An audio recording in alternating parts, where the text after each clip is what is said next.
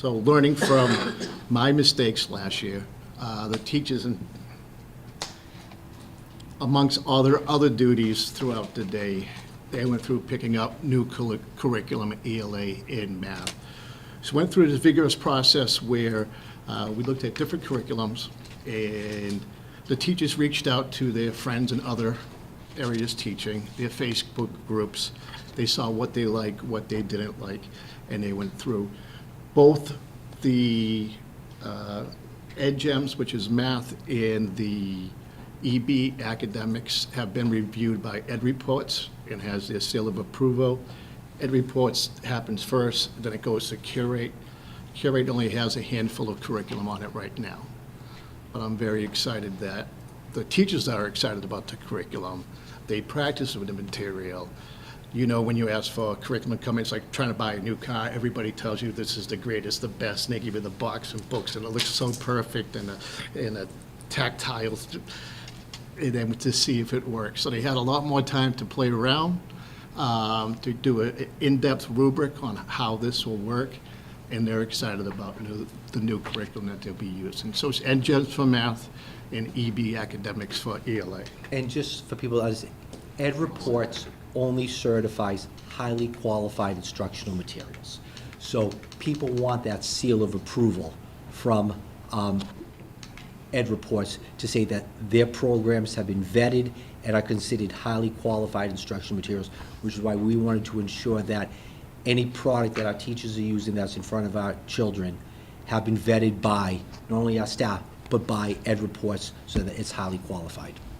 And those curriculum comes with PD, that's just the EdReports for math. It comes with PD. We already had a couple of teachers take some online classes for the ELA curriculum. Let's see.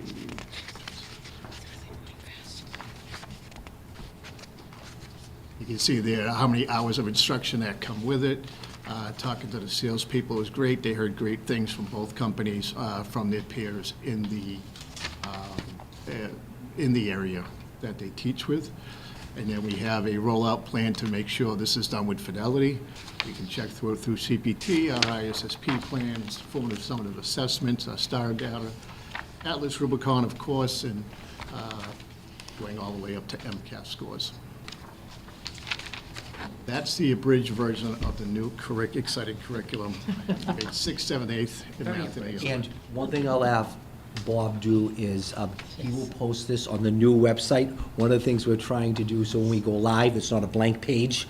We're trying to once or twice a week post some content on the new webpage. So when it goes live July 1, it's there for people to see. So I'll have Bob post this on the new middle school website for people to go back.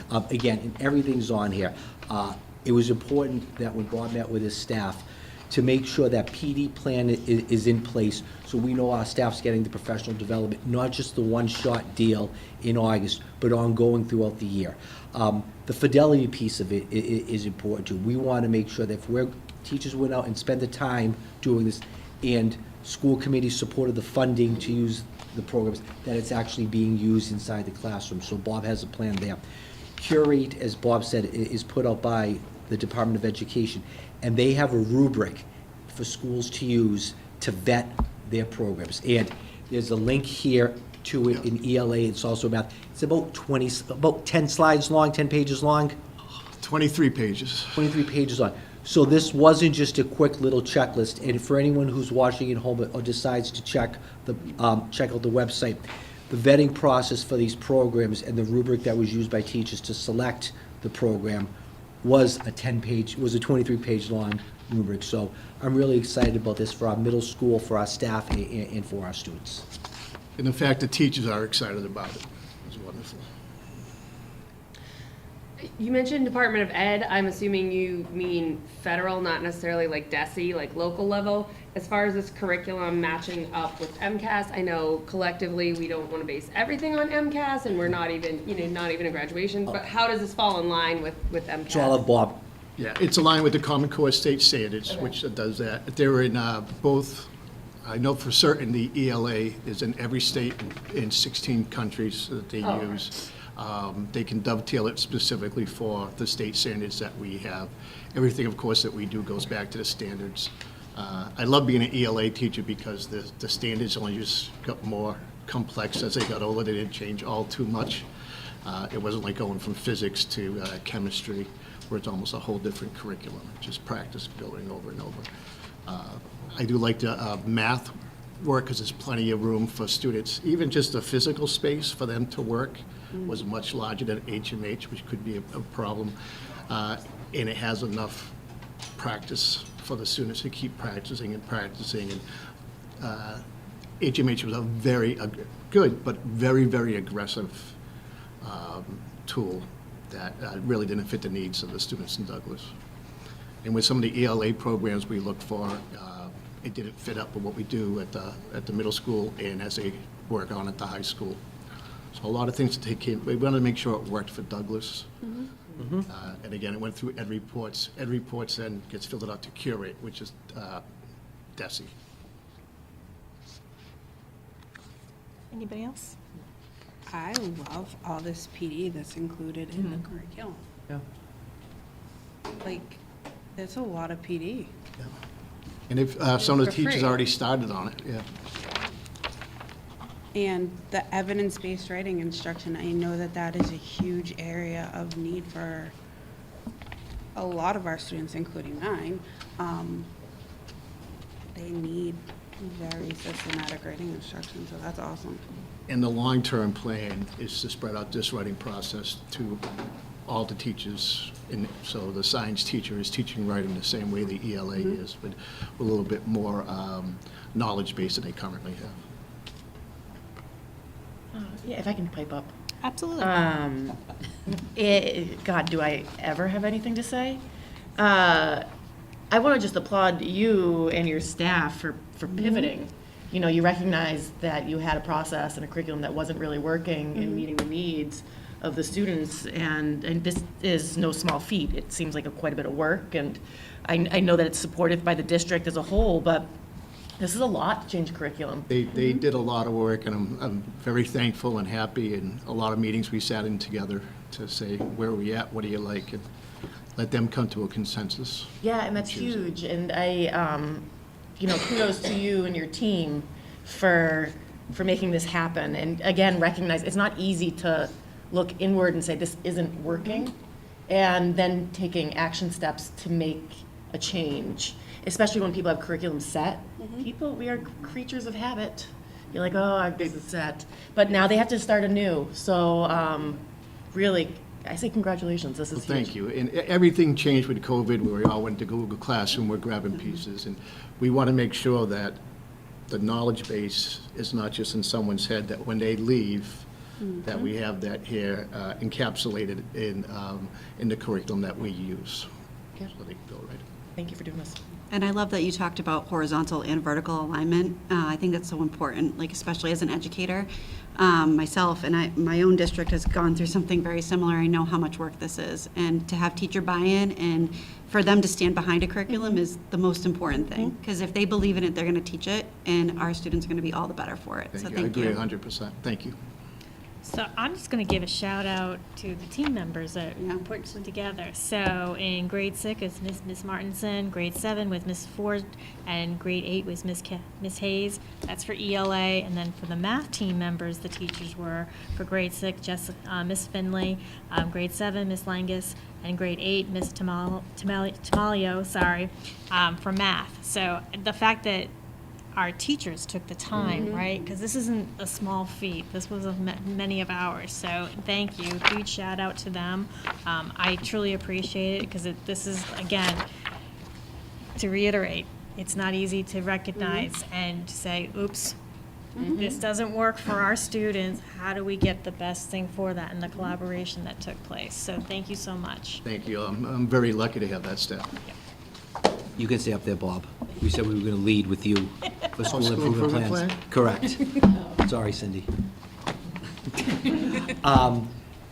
So next, and I believe last on my agenda are our school improvement plans. at the beginning every year, principals put together their school improvement plans of their goals and their objectives and what they hope to accomplish for the school year. I think it's important at the end of the year for them to come back and do a brief report as to where they stand and what they were able to accomplish and what they still have to work on. So we will start, since Bob's already up here, we have our 4 school improvement plans to go over. And I'll turn it over to you, Mr. Sure. Thank you very much, Dr. Vieira. So our first goal was to have, through the STAR assessments, every student's, the average score would be 60%, which is a challenge because 50% is a year's worth of growth. I'm very pleased to report with all the things we had to do this year. And if these results were different, it was completely my fault. But this is all on the teachers for their student growth percentile. Every grade was over that 50% mark. All but 3 grades were over 60%. If you average all that together, the student growth percentile on the STAR assessment was 70%, which is a year and a third, if my math is correct, in 1 year.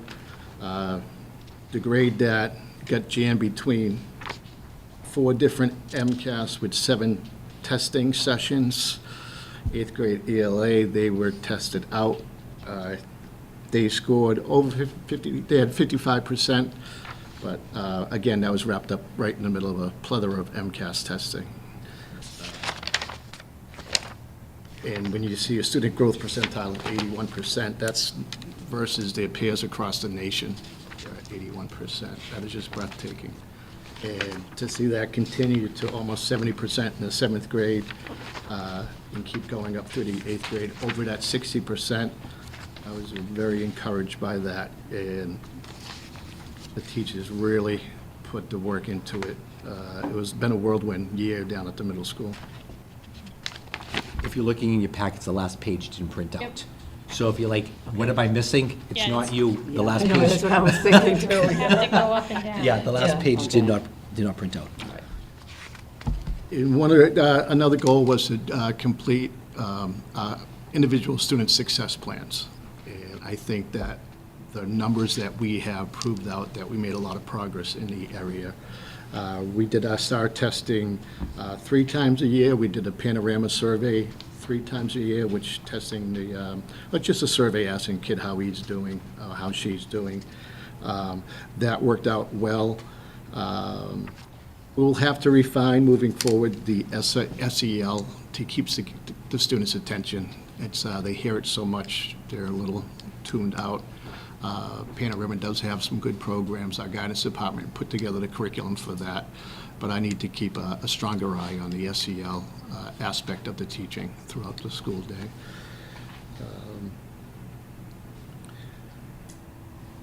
Yeah, Any our questions? discipline this year, just talking on SEL, improved quite a bit. We really try to do restorative justice and everything we can besides suspending a student out of school. We had very, very few out-of-school suspension. Any misbehaviors was more, not malicious, but more annoying type of behaving. If I've talked to a middle schooler, but nothing really out of the ordinary that we've seen. Actually, discipline-wise, the students were very well behaved, and that goes back to guidance in the SEL, going, it sounds redundant, but going through the student support team and the MTSS and checking on kids and see how they're doing and coming up with supports for them. So I believe that was a success. We wanted to do MyCap in MIFA, and we were ahead of this. Moving into this year, we're ahead of most middle schools on the MIFA in MyCap. Unfortunately, right around the end of the school year, the person running that program resigned, and we had to hire a new counselor. But I believe 18% of our students at least had a taste of that MIFA in MyCap. And we'll look to get that restarted again next year. It's tough when you lose people midstream. But I'm very happy with the people we have in the building right now. So we need to do work on that. I'm just going through this. One of my goals was to get into 500 classrooms on a visit. I checked with the company today, I'm doing PD with them, 391 classroom visits and Still talking about amazing. curriculum, so I gotta push it to get to 500 by the end. But I believe those 5-minute visits, 2-3 times a day, 3 times a week, you get a much bigger sense of the feel of the classroom than that 2 or 3 formative observations that you come in. So you get to see that, and then you have nice discussions about learning, and I found that very beneficial this year. Anyone got any questions? Yeah, I'd love to talk about Panorama and MyCap for just one second. For Panorama, I know you talked about some of the SEL surveys. Are you using any of the other Panorama, like qualitative data points, like some of like the family or student engagement to find out like where they're at in terms of school community culture? So we, first year, really using Panorama with the staff. There was some confusion rolling into it, and I'll take blame for that. Our biggest goal was to get the individual student success plans up to running, but trying to do that and put that into a Panorama set, a little too confusing all at once. So we did use the SEL program of it. We used that during our student support teams of making notes, and when we're coming up with plans for students, maybe an attendance issue or just a little note. If you contact dad, things get done. And so the next year teacher can have that, and the teacher after that, well, maybe do not contact dad, nothing will get done. Little just notes like that to the teachers, but your question, exact question again, I'm sorry. So the family engagement, we didn't purchase that, so with, Courtney's gonna jump over me when I say this. Like Power School has add-ons, Right. Panorama has add-ons, so. It's a when we- robust program. It's a robust, so when we first purchased Panorama, we got it through a grant, through an SEL grant. So we just got the base program, which was the SEL and the MTSS system. And that's what we're doing again next year. We have PD with them in August and PD again with them in October. Really trying to make sure we understand how to use the base Panorama So program. this was year one. This was right? year, Oh, this yeah. was year one of it. We did the sandbox version of it last year, where people had we had our data uploaded, but teachers didn't have access to it. I think we gave it to teachers the end of the year, but when you're giving teachers a brand-new program in May, Learning curve, for sure. so they really started with it this year. So we're still learning Panorama. So I will table my comment, but I guess more for maybe next year, at this time when you come back, I'd love to see some data from personalized plans and how you're using that data to inform like high school It instruction. works so well with the student support team where we have their grades, their attendance, some of the ISSPs, their survey response, all in one platform. So we really want to make that, and moving forward, that Panorama, our platform that everybody goes to find out that, all the data around the student. And that's what our PD is in. So the Panorama, they're coming out 3 times. They're coming out to our leadership retreat to work with principals. I think it's at 10 o'clock they're coming out for 2 hours to make sure we fully understand the power of Panorama and how to take all that data and interpret it and share it out with staff. So then principals can work with staff on it. And then they're coming out I believe it's the Monday, the first day of August, that August first day of school, and then for the October PD day. So we got some good PD coming from them. I look forward to hearing more. It's good stuff. I look forward to learning from you as well. Thank you very much. All right, Ms. Sosha.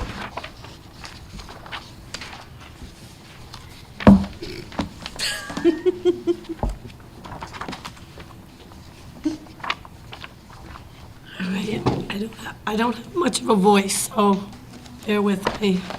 Sorry. My first goal was very aggressive, as always. It wasn't realistic, as I found out. When you start with your first graders at 89% at or above, it's not going to be that high growth. It's just not even possible. So we're done with that goal. We'll have to revise.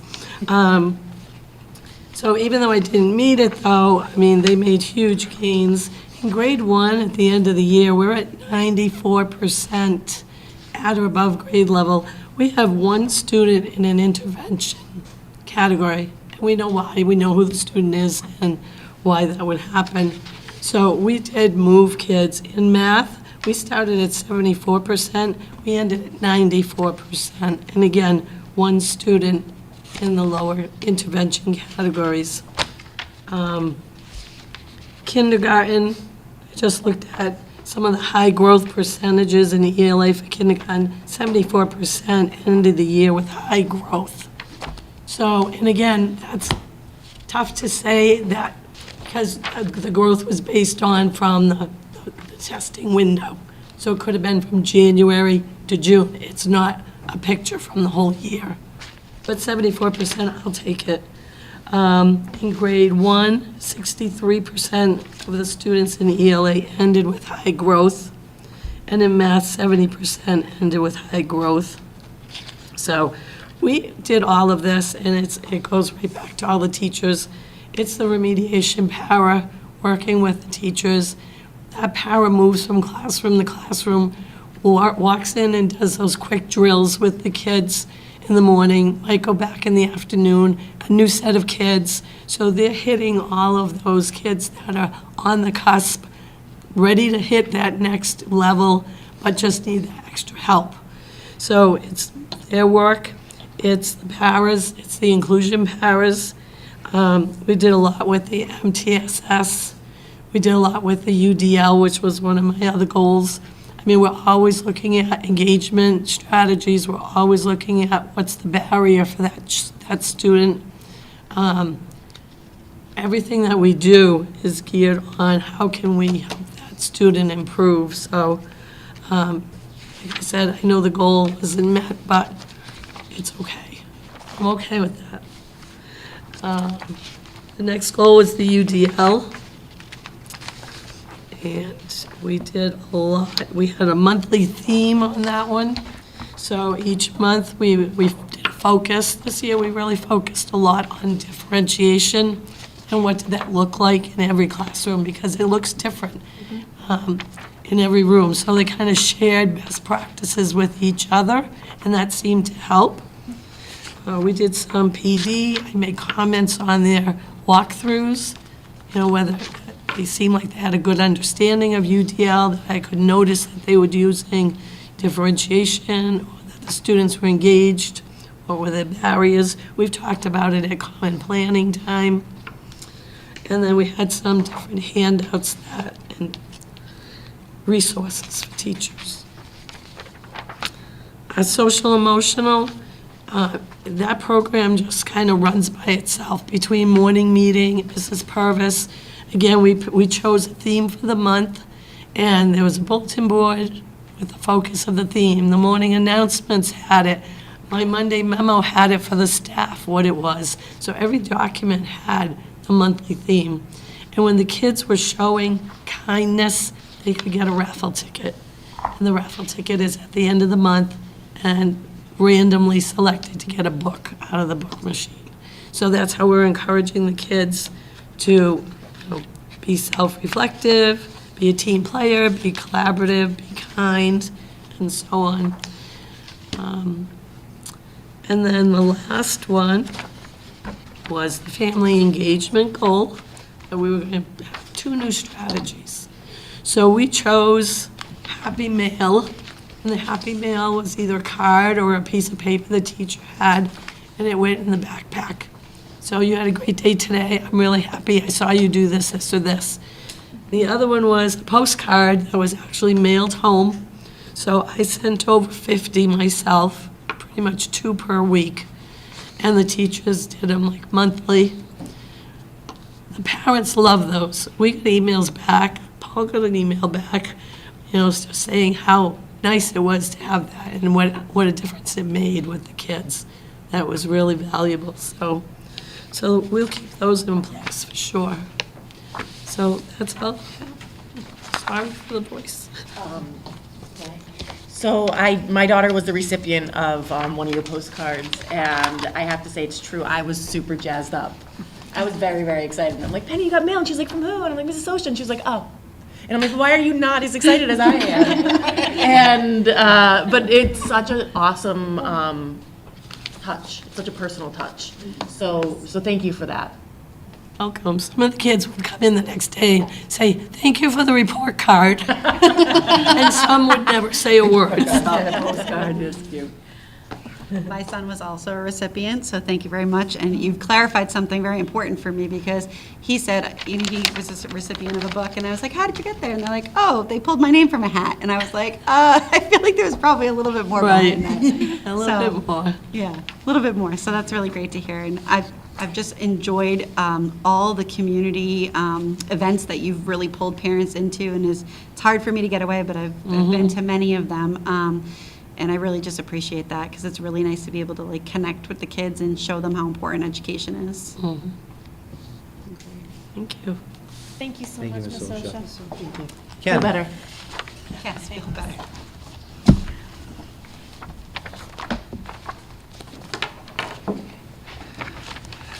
Good evening. Good evening. I walked through the door feeling good. I've been sitting next to Cindy for an hour and I'm all sniffling now. Sorry. I know, but coincidence. He's my mentor. There's a lot of I open have- seats. Very good to me, but I have to seize these opportunities to tease a little bit. So I'm here to present the school improvement plan for the elementary school. And I'll be upfront and just say that we really met mixed results, right? What I'll do is I'll start with touching on the goal, I'll mention the objective, and then just go through some of what we accomplished or where we came up short. And any questions, please.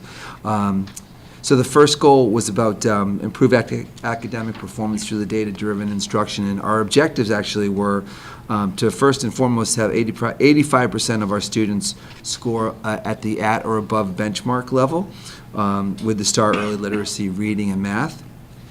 And the other objective was that students will have an average student growth percentage of 35 to 65% as defined by the STAR assessment.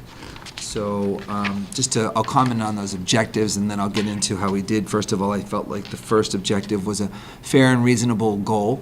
The second one, with the average student growth percentage 35 to 65, that's right there in the bell curve, in the heart of the bell curve. But I felt like, this was my first year doing this, and looking ahead, I would definitely aim higher. I just think that we should go for better. Anything less than 50%, in my opinion, is not good enough. So I learned a lot from this. But now I'll touch on some of the results. So first of all, that 85% at or above benchmark, we had, because there's two different ways. There's the state and there's the district level. We were at 73 for grade 2, 79 for grade 3, 72 grade 4, 63 for grade 5. So we didn't hit those goals. Sorry to interrupt, Ken. Sorry. But when you look at the district level, it's comparing Douglas kids to Douglas kids, and at the state level, it's comparing our students to students across the state. Just to clarify. So, correct. So then at the state level, the early literacy target, they only have a district level. There isn't a state level for the grade 2, but it was 57, 39, and 39% respectively for grades 3, 4, and 5. In terms of math, with the district level, 82%, 76, 75, 63. And at the state level, 63, 57, 49, and 33%. So that's an area where that's really kind of ripe opportunity for us to improve. If I go down to the where students met our goals in the areas with the average growth, the SGP, in that 35 to 65 range, as you can see, grade 2, they were at 51% and 43% in math. Grade 3, and with the SGP, there isn't a district or a state. There's just it's combined.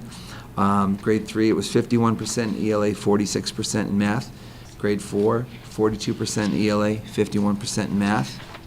And grade 5, SGP, 52% in ELA and 44% in math. So we were right in that sort of those numbers, that range that we had identified as a goal.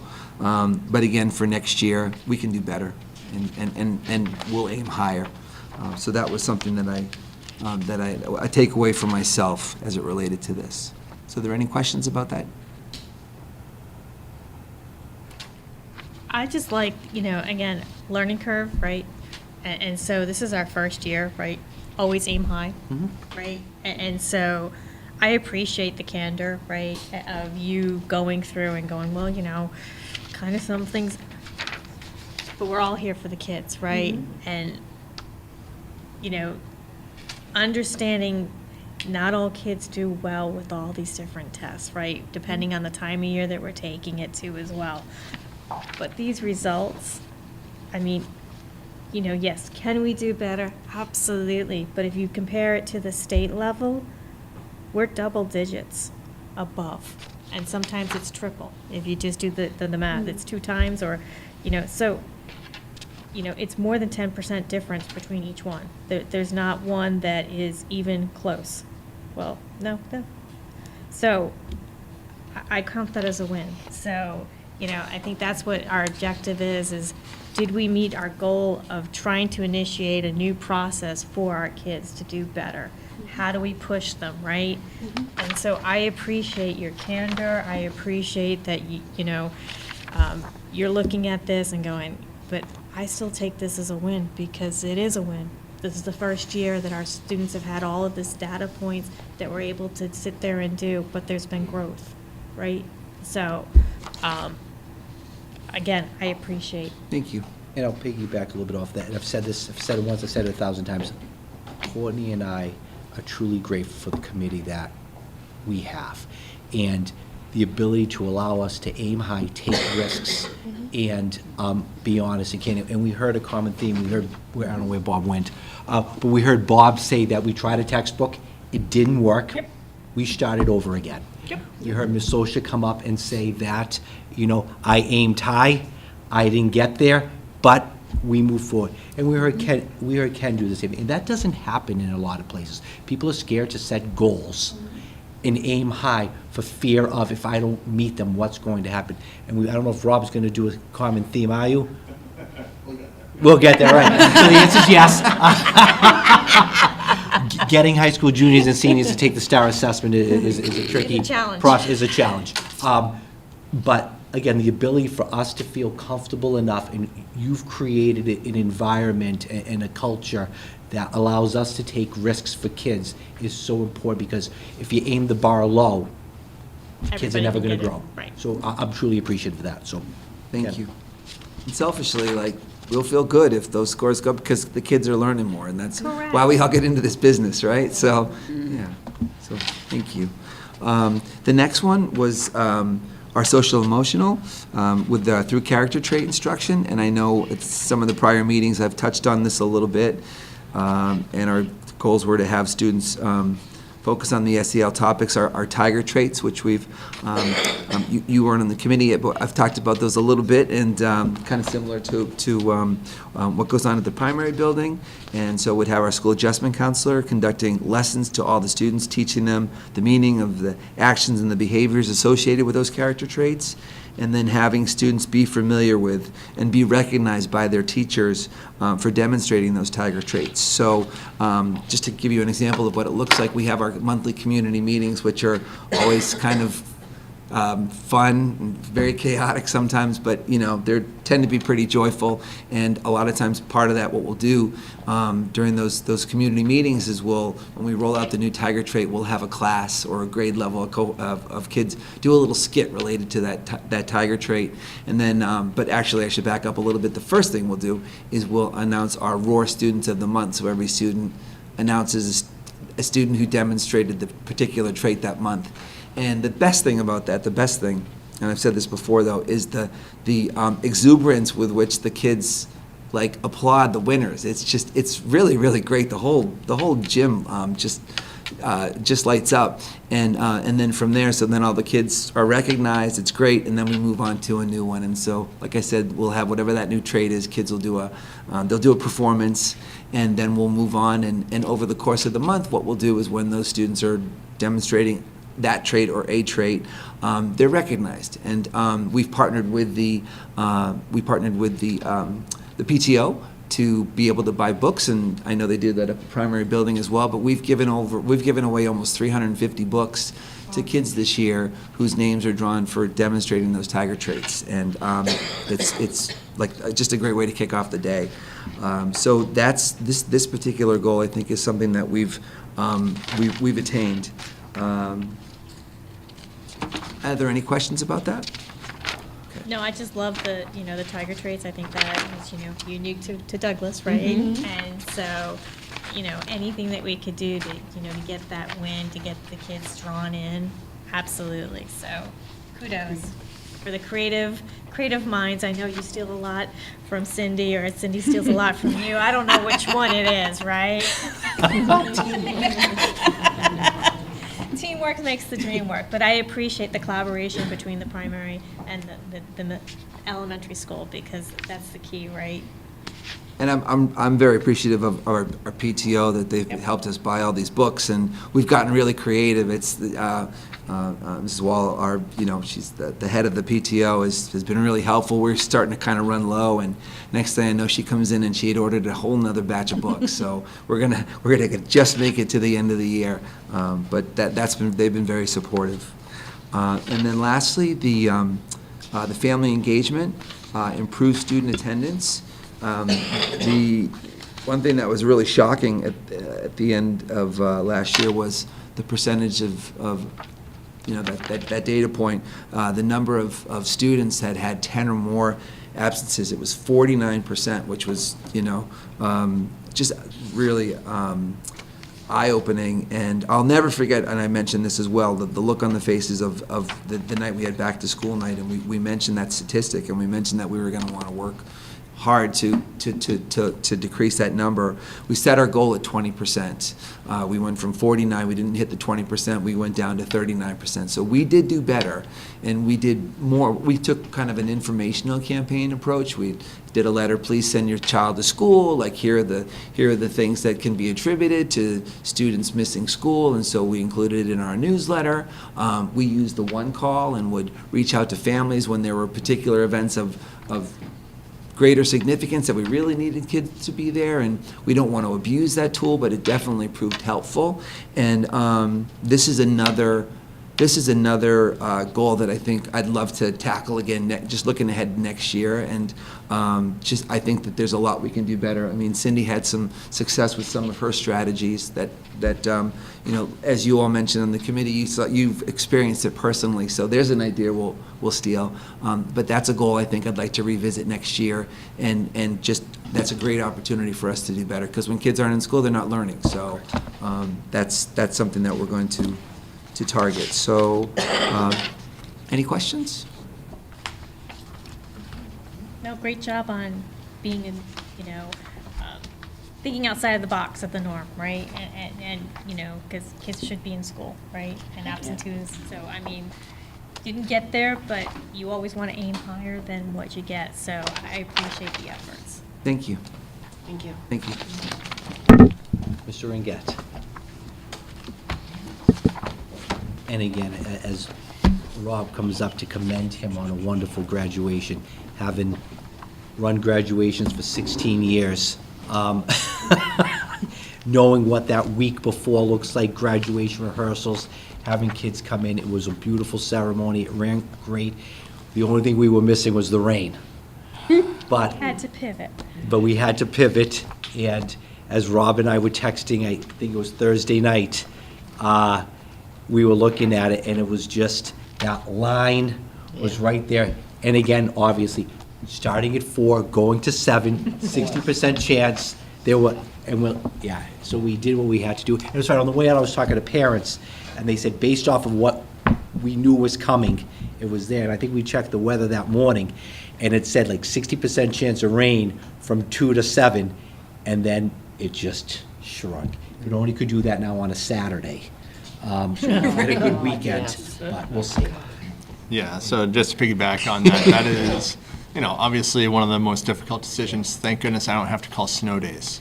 Let's just say that much. That is something else I'm going to miss. Courtney knows, is the 4:45 phone call with Courtney as we go back and forth with what are we gonna do? That's right. So, yeah, so obviously, and if you heard my speech, I opened with difficult decisions being made, and the crowd understood, which was very nice. Parents were very forgiving, and I cannot appreciate them enough for that. So we go on to the high school school improvement plan and the goals that were set forth. So, like the other schools, we had STAR testing this year. This is our first year exploring STAR testing, so we had no idea what we were stepping into. I will say that, our student growth percentage was within the normal range for all classes and all levels, which was a surprise to me, a pleasant one, because of some of the hurdles that we got to see throughout the process. So we completed several assessments. We learned through this process that the STAR assessment only goes through Algebra 2 on the math side. So a lot of our juniors and seniors, as the year went on, the question was brought up, they've already gone beyond Algebra 2. So is this really necessary for them if they've already shown that they can do this and they're working on, so let's say, very specific skills, whether it be stats or trigonometry or something like that. So, does this really measure their Algebra 2 skills, or does this measure their trig skills or whatnot? So we had a lot of discussions about what was really being tested, how it was being tested, who should be tested. Ultimately, we came to a consensus that students that are in AP classes, they've gone above and beyond to show their abilities. So the AP ELA classes and the AP math classes, I allowed those students to be exempt from the future exams. Same with the math students that had showed that they had already passed Algebra 2 in previous year or previous years ago. I also exempted them. So through some of the data, we got through some of those hurdles. We saw some of our barriers that were kind of keeping us, in that spot. So, again, very surprised that the numbers were what they were, pleasantly.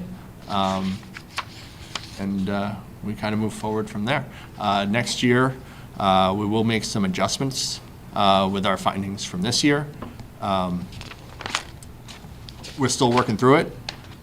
So we haven't finalized exactly what some of those adjustments will be, but the staff all want it to be similar to when we hold our MyCap sessions. They want it to be a special day. They want it to be taken care of in a certain block, things like that. So we're going to make all that work.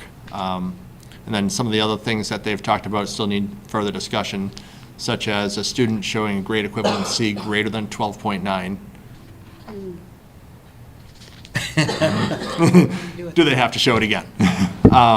So if they show it once, do they have to show it again? So we're gonna look at that as well. So yeah, so that was a nice bucket of water that was thrown. Kind of see where everything landed.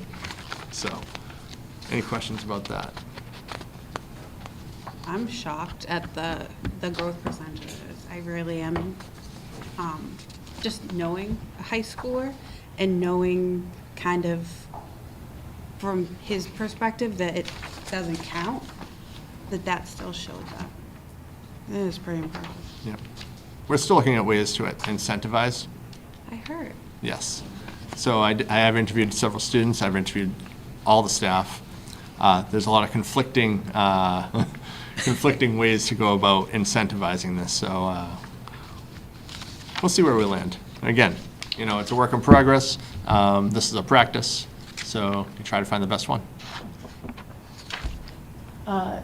Yeah, if I may. I'm a little confused about the exempting the students. So I understand that this testing only sounds like it goes up to Algebra 2. On the math side, yes. Oh, yeah. And then exempting the students that are in a program that's further along than Algebra 2. I guess I'm slightly concerned about that, in that just because a student is taking a more advanced course doesn't necessarily mean that there's growth. I speak from experience. And that there might be a basic understanding, but I don't know. It makes me uncomfortable, and I can't really say why. I'm just worried that they're not being tracked and they might be lost.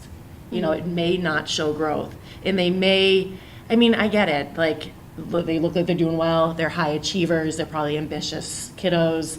Doesn't mean that there's necessarily growth where there should be. Almost, I just think that we need to dig into that a little bit more, or at least look into it. It may not be possible. I'm not sure how you would do that. I mean, you can't create the program and add in all these things. True. Right, so I guess maybe there could be another way. Maybe it could be just a meet and greet, talk to the students, see if there's a demonstration of their knowledge, simply to showcase their growth, because I'm afraid that people will fall through the cracks, especially the higher achievers that, you know, they might be taken, their achievement may be taken, what's the word, taken for granted. Is that the way to say it? If I could Rest on your laurels. Yeah, if I could piggyback off that, how many students in AP classes are taking the AP exams, and are you tracking their scores? 100% of the kids that are in AP classes have taken their AP exams. So that can be a great, Yep. quantitative data point to look at the AP scores and track those from year to year to see, Yep. If our students in general are making continuous growth. Here's a great spreadsheet. Yeah, we I would love to see your spreadsheets. No comment. So, Right, that's all I have. but no, we, every year, we dissect the AP scores and compare them to how the students achieved in their class as well, to see what, if any, correlation there might be, things like that. And we share it with teachers. It's an interesting, so as a high school person, you know this, we look and, like Rob will track who got a 5, who got a 4, who got a 3, who got a 2, who got a 1, but then also correlate that to what their grade was in their class. So sometimes it's always interesting when you have a child who has a 97 in the class and has a 1 on the test. Right, and that goes to your point. It goes to your point. Showing achievement, right? Basically, that was my score. Yeah. Okay. Just kidding. Just kidding. I don't even know if I got a one. Okay. Any other questions about STAR data or current data? All right, excellent. We then move to Universal Design of Learning.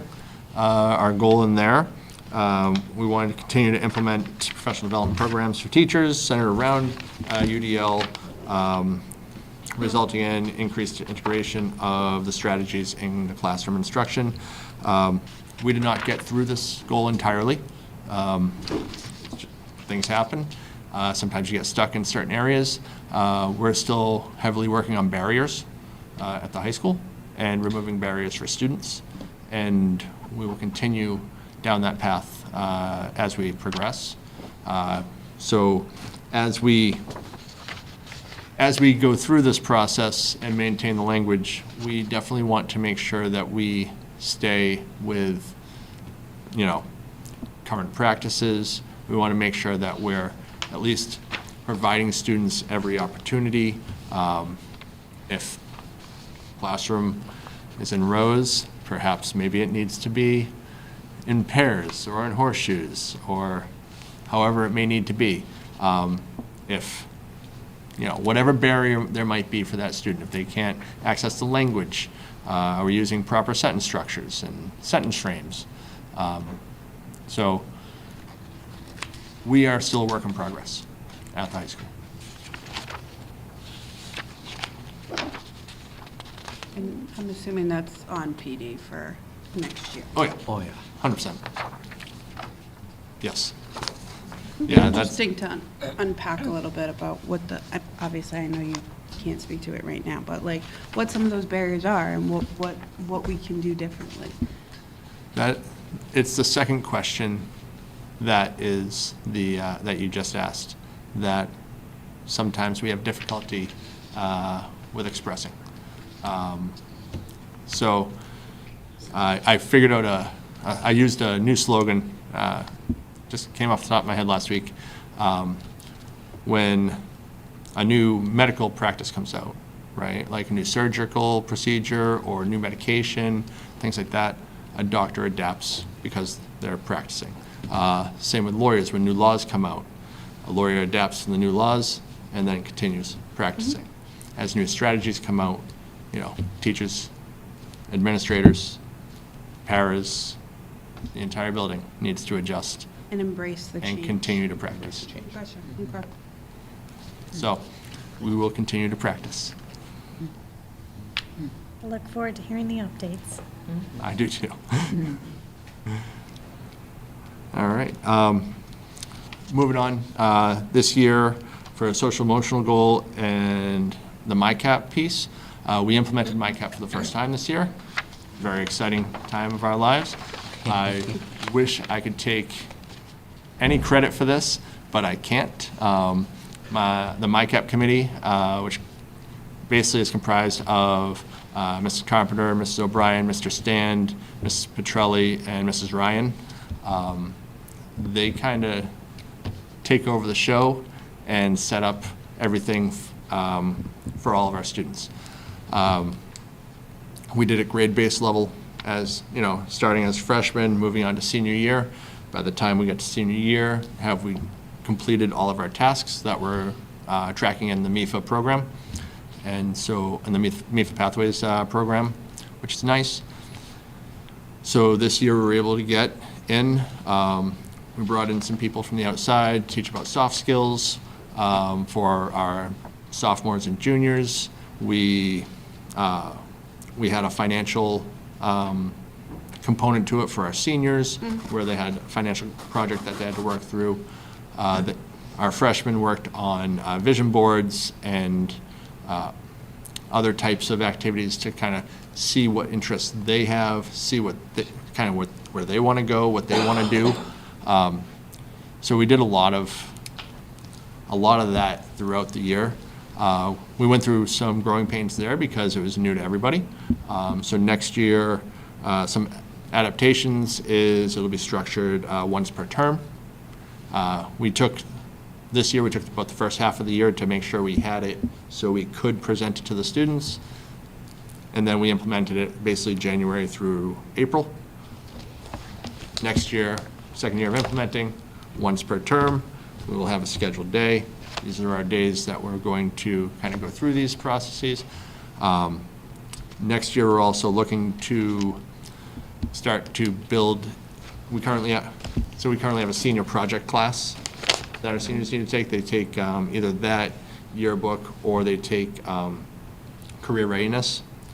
We're going to start building a committee to build all of that into our MyCap and MIFA pathway, so it becomes a part of their normal high school experience. So they won't just be doing it senior year, they'll be doing it So- so like when you're a freshman, So when you're freshmen, you kind of start getting introduced to these things. You start thinking about what kind of capstone do you want at the end. I don't want to throw that word out there yet because I'm expecting that to be a word that I throw out a lot more towards the end of next year.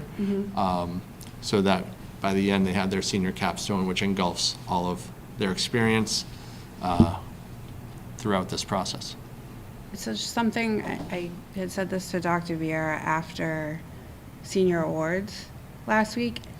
If there's any way to incorporate anything with the students, I think them seeing the scholarship offerings that you get as a senior when you're a freshman and you see what you can work towards, I just think that would be so powerful because my freshman happened to go last year and he talks about, well, Mom, I want to have a bill for school, so I want to get this scholarship. And I just think I think it would be really great for our kids to see some of that. I don't know how, but I think if we could integrate some of that, it would be great.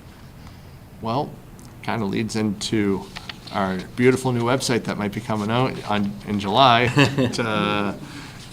I went through the training earlier today. I don't know if anybody else has been through the training for administrators. It's really easy. It's really easy to do an update. So. They're going to be calling you. And again, I don't want to steal Dom's thunder for when he does it, but Right. like the joke says, there's an app for that, but there's literally an app where you download the app, you type in the message, you know, congratulations to the class of 2025, and then there's 6 things you can click: email, text message, news, Yep. live feed, Facebook, Instagram. You click where you want it posted, you hit send, boom, it goes to all those places. So, awesome. when we do a snow day now, instead of having to post like 6 different places, you do it the one place, you check those 6 boxes, and Dom says it'll all work and go out. So, that's a nice thing about it. Yep. So last is family engagement. So I worked with a lot of people, collected a lot of information at the beginning of the year to figure out basically best avenues. I worked with area school principals, talked to them about certain things. Twitter is an archaic platform. I think I've said this till I was blue in the face in some of our meetings. Which is why we're now doing Instagram.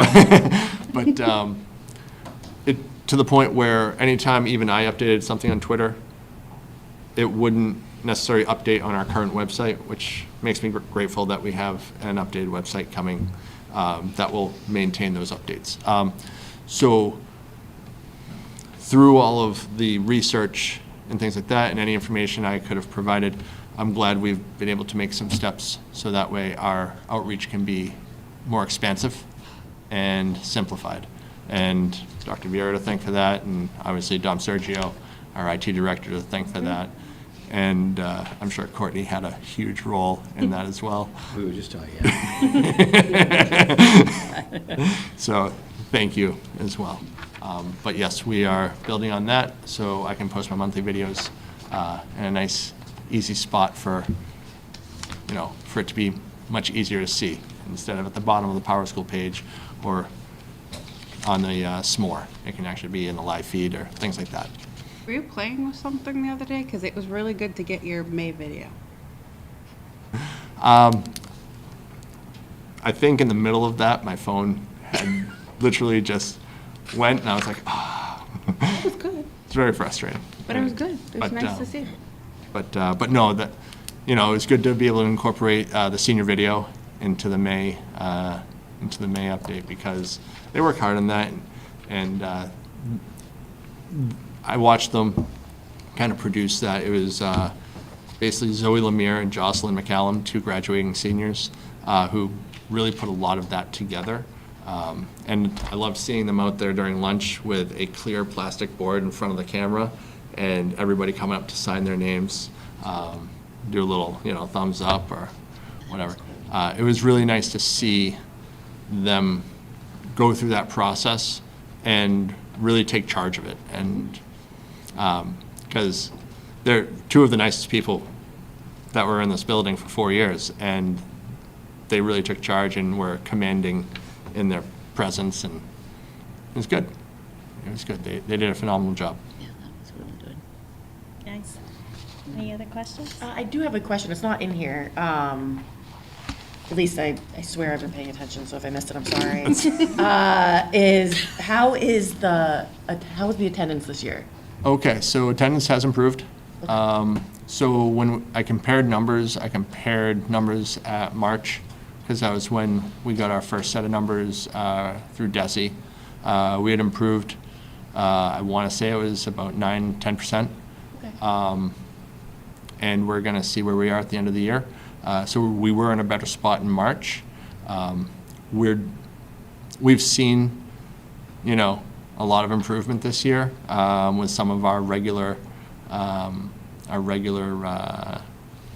offenders, if you will, lack of a better word, regular offenders of not coming to school. But no, there's been a lot of communication with specific houses, specific parents about what the expectation has been from day one, what kind of where we were and what we've been doing. We work through a credit process at the high school. You earn enough credits to graduate, things like that. So we've been in communication with the students, the parents. I will say this, this year Mr. Vega took it upon himself as his personal crusade, which is excellent. He's done a great job with it. So he's got so many spreadsheets going and his finger on the pulse of every kid that is struggling. And we hold meetings basically every Monday morning at 7:30 to specifically discuss student attendance issues, things like that. And if any new face comes up, he's got them, he's on them. If we have, some habitual students, we wonder where we are in the process with them. Have we talked to the house? Have we communicated with the parents? Have we talked with the student? Have we worked through our buyback program? Are they working through the buyback program? Are they this? Are they that? So we want to, so we're doing we're doing a better job than we have been. I'll say that. I think it's great, and it sounds like it tracks with the elementary school, the 10% improvement.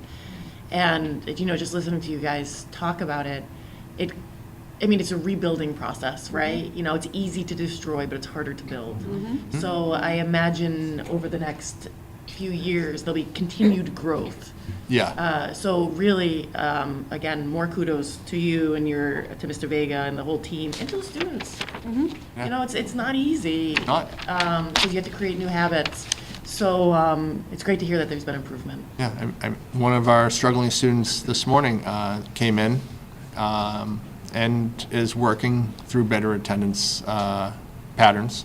And we had a discussion, we actually had a discussion at the end of school yesterday, and I wanted to reinforce how strong they actually are internally, and that just putting that one step forward really helps. And when I saw them this morning, even though they were late, it was still, congratulations, great job, I'm glad you were able to do it, proves your strength. And that's, it's part of it. It might not be perfect the first time, might not be perfect the second time, but it's a practice. Relationships. So, And that just warms my heart. Because at the end of the day, when kids are struggling, right, we could probably be that safe place. And you and the staff going above and beyond, as well as all, right? Because that's hard. Some of our kids, their home life is just not great, and it's a struggle. And for you to identify that, to appreciate that, and then be able to be helpful for them, that's, for me, the social emotional outweighs all the testing. Yep. It'll always come first in my book, because if the student is not whole, they're not going to learn. And so I appreciate each and every single one of you taking that time for that student, because you could probably be the person that makes that difference that day. So thank you. thank you. Thank you, Mr. Engett. Before you leave, though, so if I may, I know we can't public comment back when the student representatives are here, right, in the room, nor during public comment, but I do want to address, because I want to deliver the petition that the students provided to us, but I also want to make sure that we understand, but also for the students to understand, the reason why we got rid of the environmental, right, science class. 3 positions at the high school, yeah. Right. But there are opportunities for students to take that, right? Corrective? There's online learning that they can go and utilize? So earlier today, Yep. I spoke with each and every student that had signed up for AP Environmental Science for next year. How many were there? There were 7. I spoke with each and every one of those students. I showed them their options. We currently, because we have the virtual high school, we purchase 50 total seats for the year. Yep. Okay. So that would have meant that 14 seats were going to be held for them, because each half year is a Right. seat, and Bless that would you. be a full year class, so that would be 2 seats for that one class. So working with the VHS coordinator, Mrs. Malo, today, I wanted to make sure that we had those seats open and available. So we locked them in, so we have them ready. I provided those students with all the information today. We talked a minute, I gave them their chance to provide me with any information that they wanted, any questions that they wanted to ask. I'll be honest, there weren't many questions from next year's group. So I provided them with that, with the options and the paperwork and said, you don't have to decide right now, but in the next few days, let us know. We'll get you enrolled. We'll make sure you have all your stuff. So, Okay, I mean, there's no easy, you know, when we're doing budget cuts, right, there are no easy, right? Nothing. Nothing easy. And it's not one over the other, it's what does the district need entirely, right? And there are a lot of different requirements that we have to, you know, where the superintendent, the assistant superintendents of business, as well as us, we have to take into consideration everything that the school needs. And unfortunately, this is just where it panned out to keep the district moving forward. And I hate that our students are like thrashing around because there is value, right? There is a value in environment, AP environmental science, as well as in environmental science. But it's just the needs of the districts are far greater. So I appreciate the students coming in. We now have it on school committee meeting, so they know what else is offered. They can absolutely come and see you to have a further discussion. But I'm going to hand this petition. We all read it. We hear them loud and clear. It's just, what does the district require at this point in time? So. And I think we're proud of them for Yes. coming together and coming to us. I think we're very proud of them. Yep. Yeah, absolutely, and I think it says something. I mean, petitions are really at our base, like what democracy is, going out and getting feedback from your community and signing up and advocating for their wants and their needs. Unfortunately, you know, like Chair Moran said, Lady Chair, that unfortunately there's a lot of moving parts, you know. There's a lot of stuff that happens, you know, not behind the scenes, but that the students aren't necessarily aware of in their day-to-day, that make the administration and the committee and the staff come to the decisions that they do. And it's not an easy decision. This was, I know, a difficult decision, but like we said at the beginning of the meeting, you know, we are still functioning, and that is ultimately the most important, is it's a district that moves forward, and forward together. Unfortunately, things happen that maybe we don't like, and I mean, that's just the way the cookie crumbles. nope, those students were very brave to do that this evening. They showed a lot of courage. And, you know, I will always be proud of students that, you know, use their rights and advocate for themselves. And we want them to come back. Right. We want them to continue to 100%. come back and maybe even invite them to our retreat.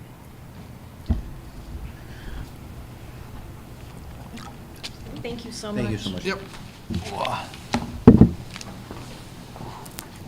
Thank you.